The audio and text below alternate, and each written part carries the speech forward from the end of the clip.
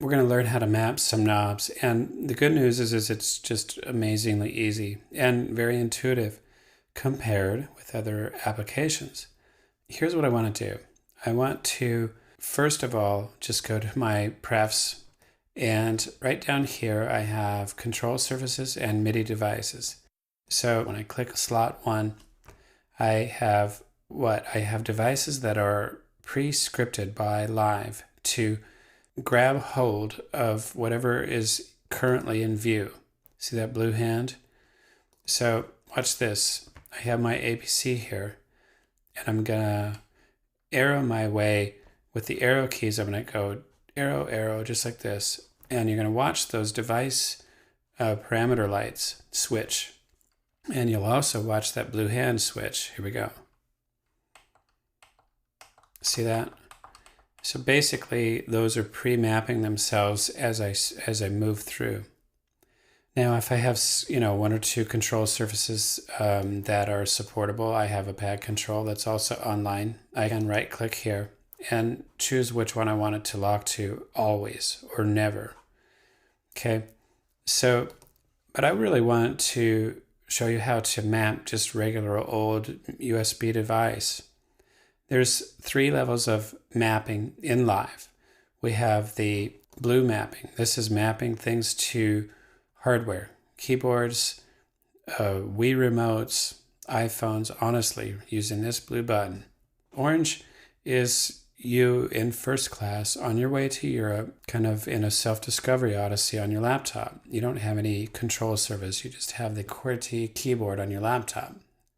Okay, so that's what you do there. Then there is a 3rd level of mapping that has nothing to do with hardware. It has to do with controlling things via macro. Those are the pinks. So I open up my chain and I go map mode, and then I get pink. So we have blue, orange, pink. Now what I want to do is go blue, jiggle some knobs, and get some musical results from my MIDI device. Okay, so I'll go through a typical gotcha scenario. So I'm going to do that, and I'm going to go, wow, I want to map that filter sweep. And so I click there. I got my brackets. I have my MIDI mapping browser is waiting to see incoming anything.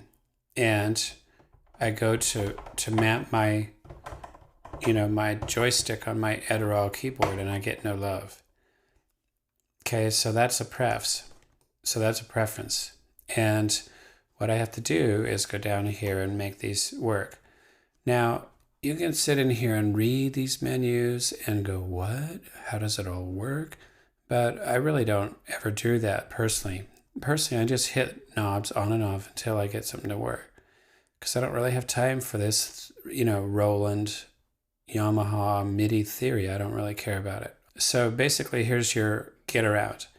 You start playing chords on your keyboard. And you're going to watch this light. You're going to turn on lights here.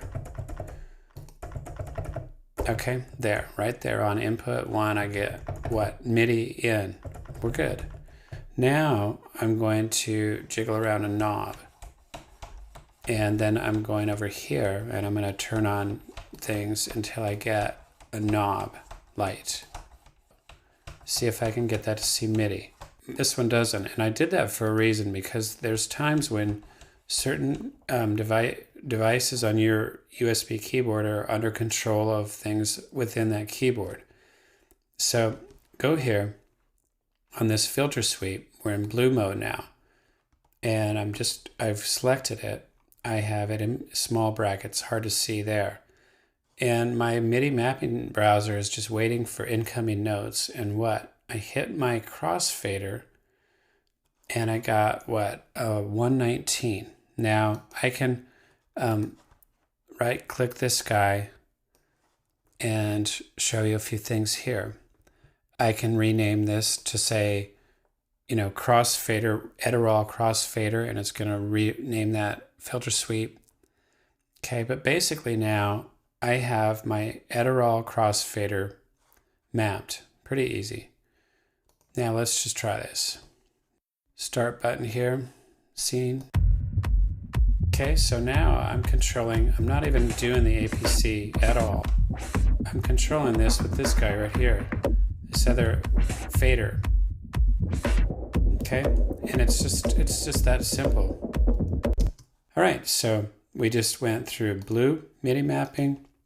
You're sitting in first class, QWERTY mapping, and a couple episodes ago we looked at pink mapping, which is puppet show stuff that has nothing to do with hardware, but controlling everything down in these devices. Okay, and then I just showed you how to get this filter sweep to respond to your USB device, and that's activated by going just turning on green lights until you get action. Okay, very good. And in the next session, let's record some of this stuff.